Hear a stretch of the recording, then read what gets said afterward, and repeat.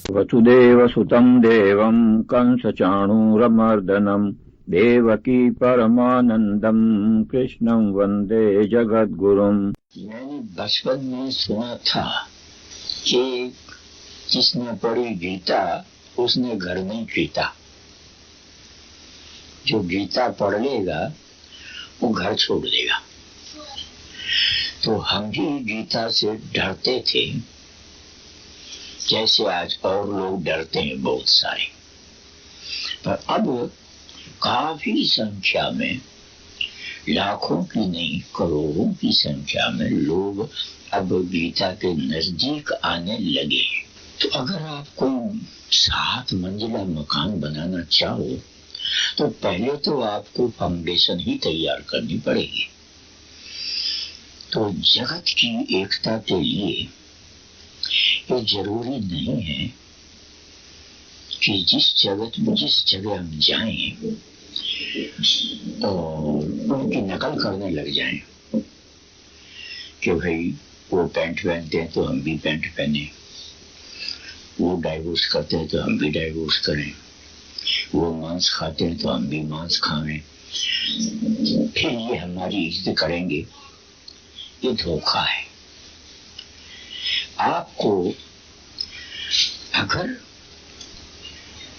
आपके अच्छे ज्ञान हैं, उनको अगर आप किसी और को देना चाहते हो, डिलीवरी देना चाहते हो, तो बेस्ट वे ये है कि पहले आप खुद उनको अच्छी तरह से समझ लो, उनको फॉलो करो, और तो फिर आपको डिलीवरी देने की जरूरत नहीं पड़ेगी।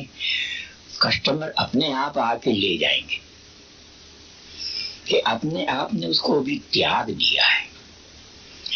और त्याग ही नहीं दिया है, कईयों का मैंने सुना है विचार कि गीता आश्रम को तो समाप्त ही कर देना चाहिए, पर यह असंभव बात है। गीता का मिशन न तो कोई आज तक समाप्त कर सका है और न कोई आगे समाप्त कर सकेगा, बल्कि संसार को सच्ची शांति, सच्चा सुख और सच्चा आनंद और सच्ची एकता सचमुच स्थापित करनी है तो गीता ज्ञान के आधार पर ही कर सकेंगे, दूसरा रास्ता नहीं है। ये मेरे 90 साल का अनुभव है। हमको अपनी अच्छाई अपने अंदर धारण करनी चाहिए। हमको देख के जिनको अच्छाई की भूख है वो हमसे सीख लेंगे, और ये ध्रुव सत्य है, सच्ची बात है। तो whatever you want to teach others, teach by actions।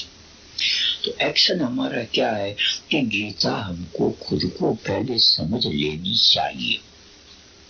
अभी वो पहला स्टेज पूरा हुआ नहीं और समझी नहीं, और लगे दूसरों को समझाने उसके बारे में, तो आप एक दिन अपने उस थोड़े से ज्ञान से भी हाथ धो बैठेंगे। तो अब सुन लो, 8वें अध्याय का नाम है अक्षर ब्रह्म योग। क्या नाम है? अक्षर ब्रह्म योग। और इसमें 7 क्वेश्चंस हैं जो अर्जुन ने भगवान कृष्ण से पूछे। और अगर ये 7 क्वेश्चन अगर कोई समझ ले तो इसके बाद उसके दिमागी उलझन जो है नहीं रहेगी, वो सुलझ जाएगी। ये दिमागी उलझन बड़ी खतरनाक है। अच्छे अच्छे पढ़े लिखे लोगों को भी गुमराह कर देते हैं। फिर बेचारे जो पढ़े लिखे नहीं है उनका तो पूछना ही क्या है। गीता सारी उलझन की सुलझाने वाली सुलझनों को लिए हुए है। अभी जोशी जी ने ठीक कहा कि जब गीता कही गई थी तब तो अमेरिका ही नहीं थी। जब गीता कही गई थी तब कोई दूसरा मजहब ही नहीं था, पर उन्होंने ये नहीं कहा कि जब गीता कही गई थी तो उन दिनों में मजहब खुद नहीं था, ये बाद में पैदा हुआ है और गंदगी पैदा कर दी है मजहबों ने, फूट पैदा कर दिए, भाई भाई को लड़ा के अलग कर दिया। उस बीमारी को वापस ठीक करने के लिए अब गीता के ज्ञान की फिर से आवश्यकता आ गई है संसार के लिए। तो यहाँ गीता का ज्ञान एक बार समझ में आ जाएगा, आपकी सारे मन की उलझने खत्म। अब अर्जुन के साथ प्रश्न क्या है पहले ही सुनो। सबसे पहला उसका प्रश्न है कि ब्रह्म क्या है, किम तद ब्रह्म। कृष्ण महाराज से पूछता है, मुझे आप ब्रह्म बता दो ना, ब्रह्म है क्या। इसके माने अर्जुन जानता नहीं था, इसलिए अर्जुन उलझा हुआ था बहुत। फिर आगे पूछता है दूसरा प्रश्न है कि अध्यात्म, अध्यात्म क्या है। अब कईयों को अध्यात्म शब्द का ही नहीं पता है विचारों की। तो अर्जुन को भी अध्यात्म का पता नहीं था, और होता तो पूछता नहीं। ब्रह्म क्या है, अध्यात्म क्या है। और फिर तीसरा प्रश्न है किम कर्म, कर्म क्या है। अब हम लोगों ने कर्म को ही बराबर नहीं समझा है। सारा संसार चाहे वो किसी कम्युनिटी को बिलोंग करता हो, कर्म के फंदे में फंसा हुआ है और इसी के कारण वो दुखी है। अगर उसको कर्म का मर्म पता लग जाए तो कर्म के मर्म का पता लगते ही वो आनंद के सागर में गोते लगाएगा। इतना ही नहीं, उसके पास कोई आके बैठेगा, वो भी अपनी उलझनों को भूल जाएगा और आनंद में गोते लगाने लग जाएगा। और कोई व्यक्ति है ही नहीं धरती पे जो कर्म से बचा है, कोई नहीं है ऐसा। और कर्म से बचना संभव भी नहीं है बिना गीता के ज्ञान को समझे। और कर्म से अगर नहीं संभलेंगे तो कर्म ही सब चक्कर डालता है, कर्म ही सब लड़ाइयां कराता है, कर्म ही नए नए हथियार पैदा करता है, कर्म ही ईर्ष्या, द्वेष, घृणा, नफरत और कम्युनिटीज पैदा कर दी है। कर्म ने पता नहीं क्या क्या कर दिए हैं। अभी हम आंख खोल के देखें तो इन नारों से और इस सेपरेटिज्म से हमारा कल्याण नहीं हुआ है, अकल्याण हुआ है और हो रहा है। तो पहला प्रश्न ब्रह्म क्या है, दूसरा प्रश्न है अध्यात्म क्या है, तीसरा अर्जुन का प्रश्न है कर्म क्या है। बहुत पीछे आया, थर्ड क्लास है ये, और आज हम कर्म के चक्कर में पड़े हुए हैं। और फिर मजेदार बात यह है कि हजारों कम्युनिटीज चालू करके हमने कर्म को अभी समझा ही नहीं है और उलझ गए हैं। किधर जा रहे हैं ये,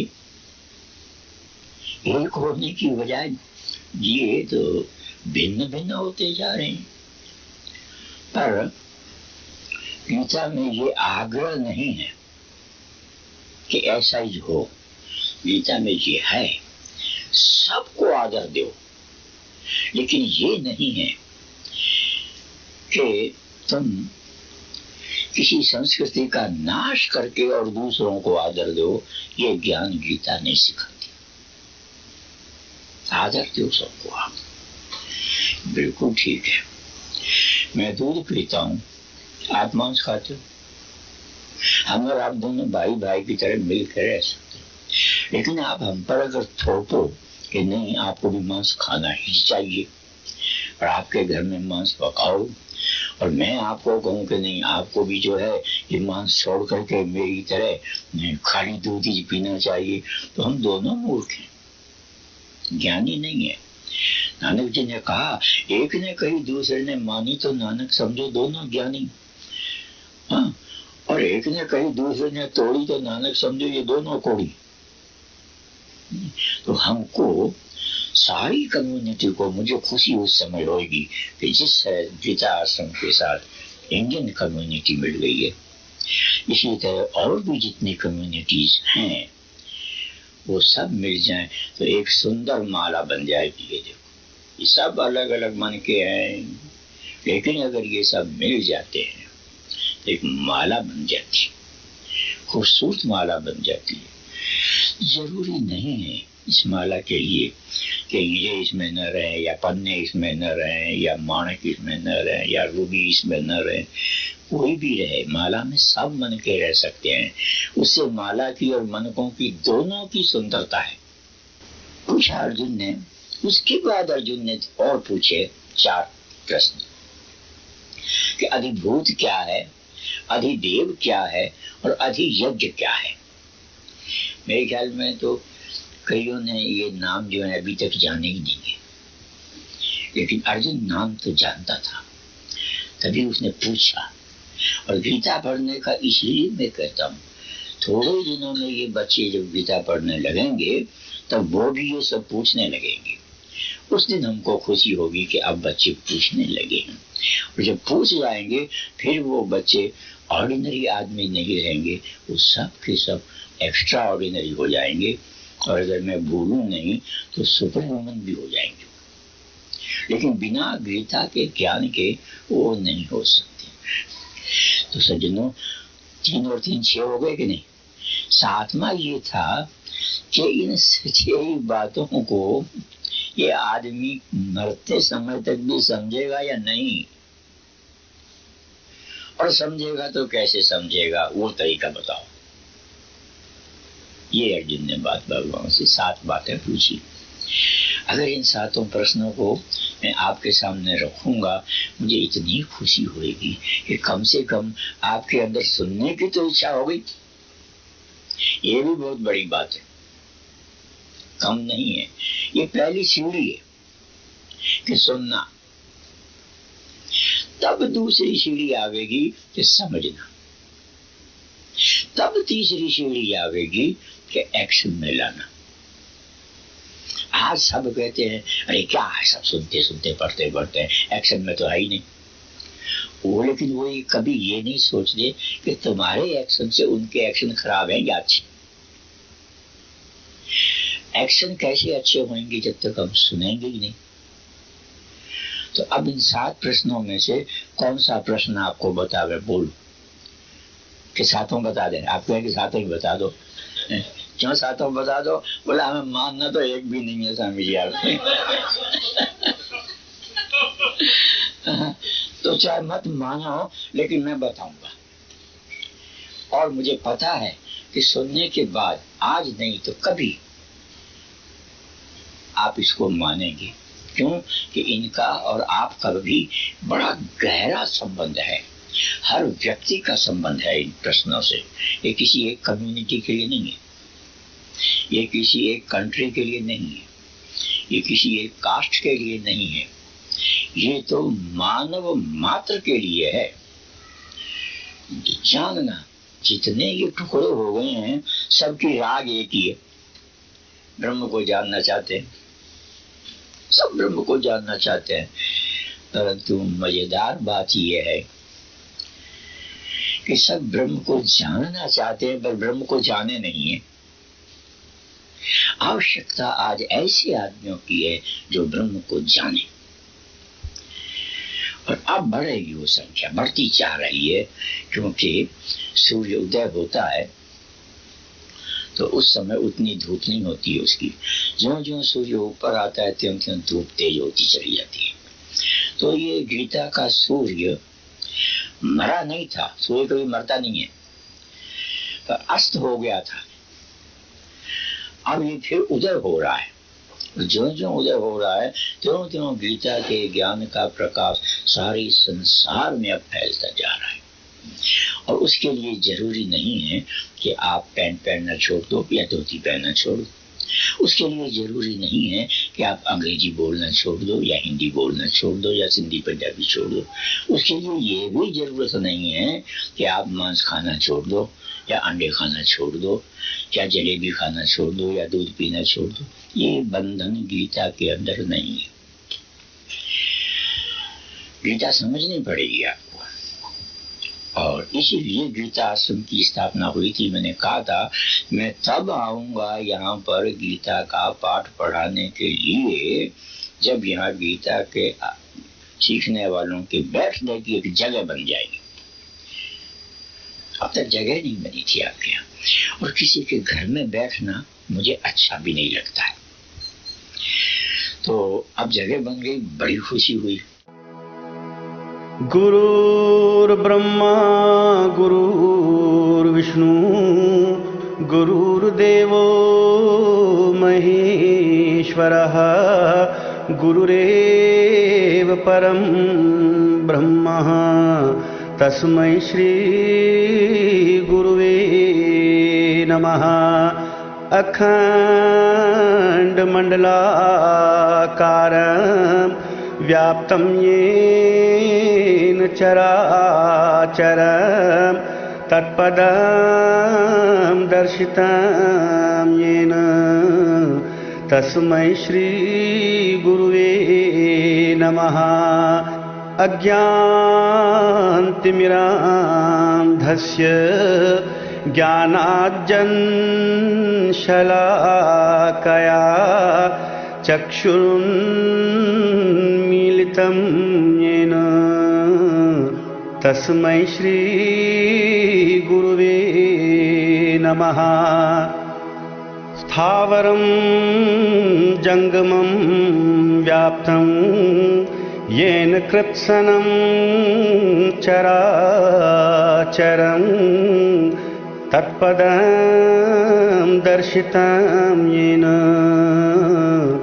तस्मै श्री गुरुवे नमः।